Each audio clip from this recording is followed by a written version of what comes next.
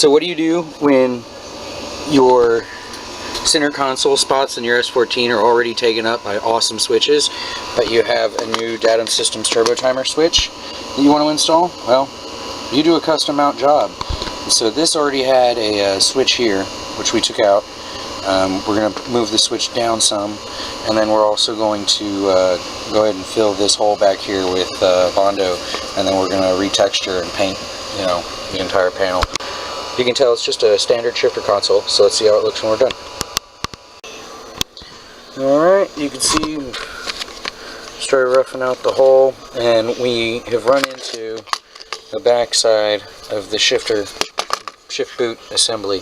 So I'm going to go ahead and notch that out as well, pull that back, make sure there's room for the switch, and then we'll start filling the hole up here from the original switch. You'll notice I do have, like, you know, some little nicks and stuff, and those are all going to come out when we do the Bondo and the texture. Okay, so we've now removed the section of the shift boot assembly that was in our way. Now we can take our Data Systems turbo timer switch, which was initially meant for an S13 or, you know, a car that had an upright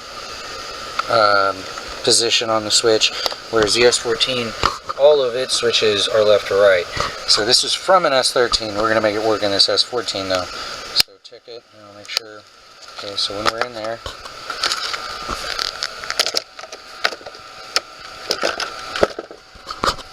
hard to do with one hand. Hold on. I knew this was going to happen. You can see there's a huge nasty gap here, and the switch is actually hitting the support for your center console here, so we're going to have to work on that. So oftentimes the best way to do these kind of things is trim more than once, you know. So I know that this edge here, this point, sticks out past that flat, so I've marked the flat where I think it needs to come out to allow that edge to go down in there. At the same time, where our wires are going to come out of our switch down here in the bottom, it's having a difficult time because it's running into this mount for the center console. So I'm going to notch out a little square there too. I don't know if you can see that, but I marked that as well.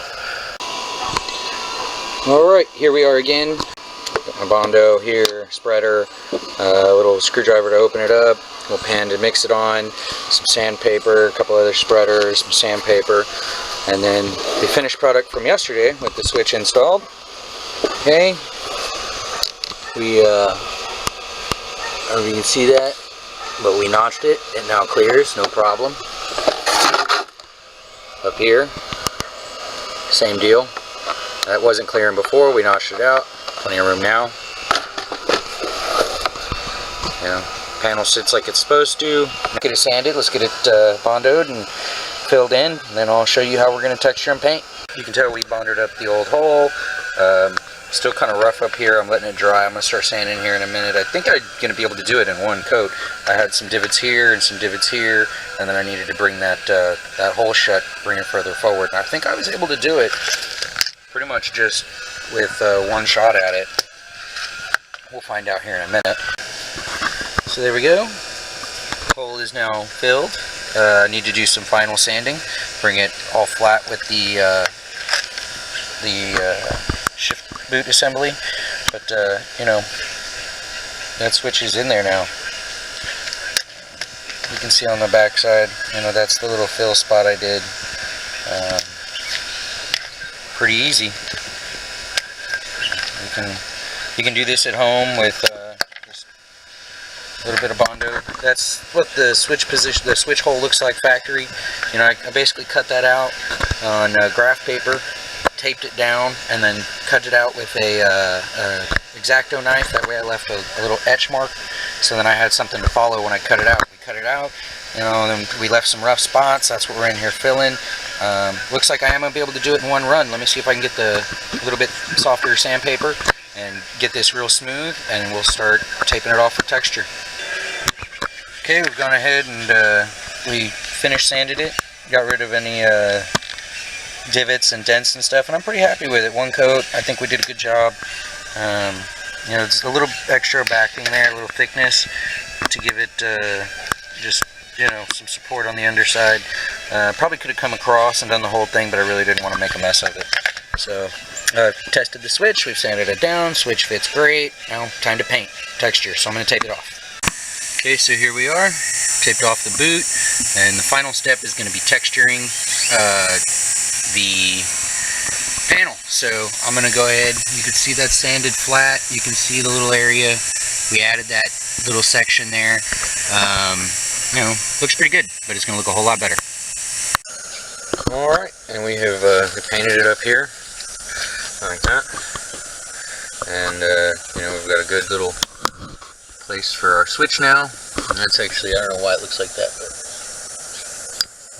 I guess there's a little divot there. You'll see there's a little roughness right there next to my finger, but we're going to cover that up with the switch anyway. Yeah, I'm going to get the tape off, switch installed, put it on the console, let you see it one more time. Here we go. So there you go. There's the console completed. You got the switch here. Works great. Can't see any problems around the switch.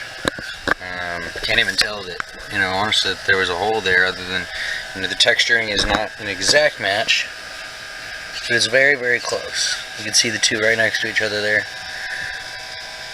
You know, from when it's installed in the car, you can't notice a difference. So we've got our 4-position headlight switch from the European market. This would be your front fog light switch in the European market. I'm using it as a courtesy light switch, installing my own courtesy lights. And then my turbo timer from Data Systems, Turbo Timer 3, I believe. So that's it. We repaired the hole. We cut out the switch area. We put the switch in. You know, I mean, everything is hunky-dory as far as I can tell. Seems to fit in there just like I wanted it to. You know, no clearance issues now. Plug the wiring in and go. So that's it for Nismo Junkyard. That's how you install a switch anywhere you want in your car. Make sure you go to NismoJunkyard.com, check out our eBay store, make sure you browse our selection of really old and awesome products, and keep up with our builds. Alright, have a good one.